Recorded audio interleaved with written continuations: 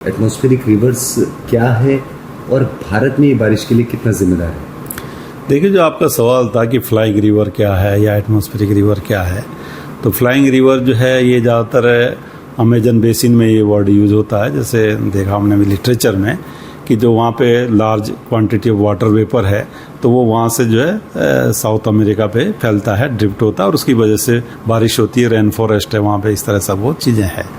जहाँ तक और भी एटमॉस्फेरिक रिवर की बात होती है तो उसमें भी यही एक कंसेप्ट है कि जो लोअर लेवल्स में है, अगर बहुत स्ट्रॉन्ग विंड्स जो है सी साइड से आएंगी तो एक लार्ज अमाउंट ऑफ जो है वाटर वेपर का वो लेके आएंगी और जिस एरिया में वो वाटर वेपर फिर रुकेगा वहाँ बहुत ज़्यादा बारिश हो करेगी। ठीक है, तो ऐसा देखा जाता है हमारे उसमें भी जो है मानसून सीजन में कि जैसे बे ऑफ बंगाल से बहुत ज़्यादा मॉइस्चर फ्लो जो है आ जा रहा है। ठीक है, और इधर से पश्चिमी विक्षोभ मूव करता है तो उसको रोकता है, तो जिससे उसमें भी उनके बीच में इंट्रैक्शन होगा जिस एरिया पे, तो वहाँ बहुत ज़्यादा हैवी रेन्स वो मिलती है। या अरबियन सी से भी बहुत स्ट्रॉन्ग विंड्स जो लोअर लेवल्स में अप टू 3 किलोमीटर्स और इतने तक जो है सरफेस से थोड़ा ऊपर से लेकर के और इसके बीच में बहुत स्ट्रॉन्ग विंड्स जो है और हिमालयन रीजन को जो स्ट्राइक करेगी तो तब भी वो जो है बहुत ज़्यादा मॉइस्चर ले आके यहाँ पे डंप कर देती है, तो वो उससे भी बहुत ज़्यादा हैवी रेन्स भी जो है, एक्सट्रीमली हैवी रेन्स जो है, इस तरह की एक्टिविटी वो मिलती है। तो उसका वो कंसेप्ट वो बोला गया कि हाँ ठीक है, वो जो मतलब एटमॉस्फेयर में ही जो है जो large amount of water vapour है वो विंड स्ट्रांग होने की वजह से ओशियन से टुवर्ड्स लैंड आ रही है तो उसके साथ वो आ जाती है। इस तरह से जो है बहुत ज़्यादा मॉइस्चर आएगी, बहुत ज़्यादा वाटर कंटेंट वाटर वेपर आ रहा है, तो उसकी वजह से फिर जहाँ पे वो रुकेगा, चाहे वो कोई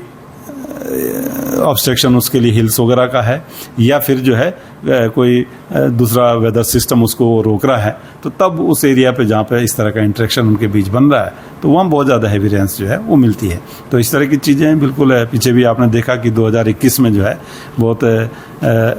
अरबियन सी से बे ऑफ बंगाल से बहुत स्ट्रॉन्ग विंड्स थी लोअर लेवल्स में जो बहुत ज़्यादा मॉइस्चर लेकर आ रही थी उत्तराखंड की तरफ को, और इधर से पश्चिमी विक्षोभ जो मूव कर रहा था तो उसने उत्तराखंड के ऊपर ही उस चीज़ को मॉइस्चर को रोका है। तो उसकी वजह से फिर आपने देखा कि उस समय बहुत ज़्यादा बारिश जो है कुमाऊं रीजन में खासकर हमको मिली थी कि जो with in 24 hours 50 centimetre 55 centimetre ऐसी रेंज जो है नैनीताल डिस्ट्रिक्ट और उसके आसपास में वो मिली थी, चंपावत डिस्ट्रिक्ट में मिली थी। तो वो चीज़ें उस तरह की हो सकती है, मानसून सीजन में ज़्यादा उसके लिए फेवरेबल होता है। तो अभी तक तो जो वेस्टर्न डिस्टर्बेंस है या जो मानसून सिस्टम है इनके बीच कोई बहुत अच्छा इंटरेक्शन जो है ऐसा हुआ हो इस सीजन में अभी तक, तो वो तो नहीं मिला है जी। सर, ग्लोबल वार्मिंग और फ्लाइंग रिवर्स इसके बीच सर कैसे कनेक्टेड है, क्या संबंध है, किस तरीके से कनेक्टेड? नहीं, उसमें तो कोई स्टडी मैंने तो नहीं की है, ठीक है, लेकिन हाँ जो ग्लोबल वार्मिंग का है उसका यही कंसेप्ट है कि भाई जो इवेपोरेशन वो बढ़ेगा तो जो मानसून की रेंस है वो जो है इंटेंस रेंस या इस तरह की जो चीज़ें वो मिलती रहेंगी, वो ज़्यादा मिलेंगी, इस तरह की एक्टिविटीज़ उसमें बढ़ावा हो सकता है। जो इंटेंस एक्टिविटीज़ है ग्लोबल वार्मिंग की वजह से वो देखने को वो मिल रही है, वो चीज़ें हैं जी। सर, जो बादल फटने की घटनाएं भी हो रही हैं वो इतनी क्यों बढ़ रही हैं या फिर इसके क्या कारण हो सकते हैं? क्या जो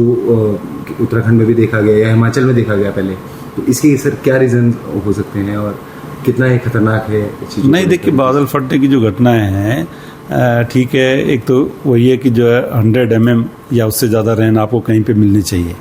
तो वो रेन एक्चुअल में मिली उस एरियाज में कि नहीं मिली, एक तो क्वेश्चन ही हो जाता है। जहाँ तक है लैंडस्लाइड है, फ्लैश फ्लड आना है, तो ज़रूरी नहीं कि जो है उतनी रेन हो, उससे थोड़ी कम भी होगी तब भी आप देख रहे हैं कि लैंडस्लाइड हो जाता है या जो फ्लैश फ्लड तब भी हो जाता है। अब इस समय देखें आप अगस्त में जैसे पहुँच गए तो इस समय सेचुरेशन पहुँच गया, अब जो आपका जो लैंड है या जो सॉयल है वो और वाटर एब्जॉर्ब नहीं कर रही है, थोड़ी भी ज़्यादा बारिश होगी तो वहाँ आप अब देखेंगे जो लैंडस्लाइड हो रहा है या फ्लैश फ्लड हो रहा है या फिर गाढ़ गदर में एकदम से जो पानी का जल स्तर भी बढ़ रहा है, तो वो चीज़ें बिल्कुल देखने को मिलेगी आपको जो है। तो टिपिकली जो आप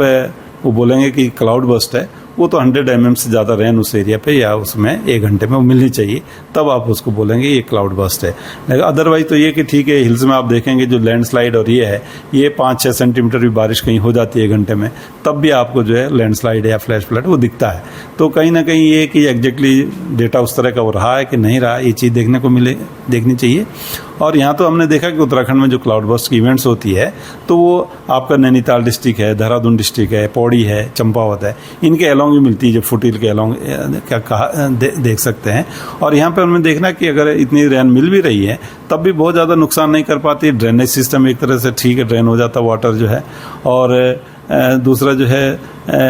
यहाँ की जो हिल्स है वो भी अपने आप में ठीक है, मतलब उतना कच्चा पहाड़ नहीं है, तो एकदम कोई इतना बहुत बड़ा इम्पैक्ट नहीं दिखता है। लेकिन अंदर के डिस्ट्रिक्ट में बात करें तो वहाँ हमको ऐसी रेन अभी तक मैंने नोटिस नहीं की है। ठीक है, 5-7 साल से भी देख रहे हैं हम लोग, लेकिन हाँ 5-6 सेंटीमीटर तक की रेंज जो है, जो अंदर के भी डिस्ट्रिक्ट हमारे जैसे उत्तरकाशी, चमोली, पिथौरागढ़ है या बागेश्वर है, तो इनमें भी मिलती है जो विद इन आवर जो इतनी रेन मिलेगी। और उसी से वहाँ पे तो उससे भी दिक्कत होती है, तो वो चीज़ें ज़रूर है। तो ये मैं कहना चाहूँगा कि ठीक है, जो लैंडस्लाइड है या फ्लैश फ्लड है वो इस समय अगर आप बात करते हैं अगस्त के महीने में, तो ऑलरेडी सैचुरेशन है। 5 से 6 सेंटीमीटर रेन भी अगर 1 घंटे में मिल जाती है वो भी दिक्कत करती है। और अगर वेरी हैवी रेंस मिलती है जो थोड़ा ड्यूरेशन तो ज़्यादा रहेगा, 24 आवर्स में हो जाएगी या 4-6 घंटे में हो जाएगी, लेकिन तब भी उसका इम्पैक्ट भी इसी तरह देखने को मिलेगा कि फ्लैश फ्लड हो जाएगा या फिर जो है लैंडस्लाइड वाली चीज़ें देखने को मिलती है। सर अगले 24 घंटे भी आपने जो है वो कल के, अगर हम खासतौर पर बात करें, कल भी अलर्ट जारी किया है और कई जिलों में बरसात हो सकती है, कैसा मौसम रहने वाला है? और बिल्कुल, आज 24 आवर्स में नॉर्मल एक्टिविटी रही है। आज भी अगर मैं बात करूं 12 तारीख को भी नॉर्मल के आसपास की एक्टिविटी रहेगी,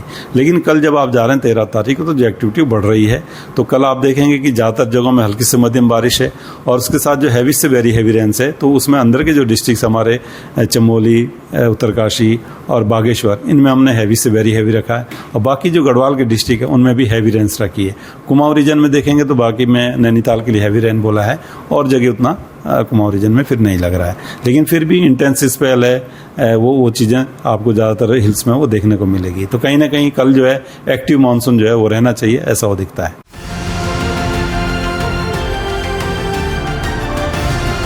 किसान तक, किसान तक, किसान तक, किसान तक, किसान तक, किसान तक, किसान तक, खाना है तो उगाना है, खाना है तो उगाना है, किसान तक, खाना है तो उगाना है, किसान तक,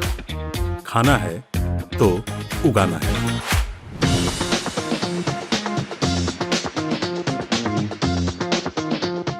अगर ये वीडियो आपको पसंद आया है तो इसे लाइक ज़रूर करें। अगर चैनल अभी तक सब्सक्राइब नहीं किया है तो कर लें और नोटिफिकेशन पाने के लिए बेल आइकन भी दबा दें।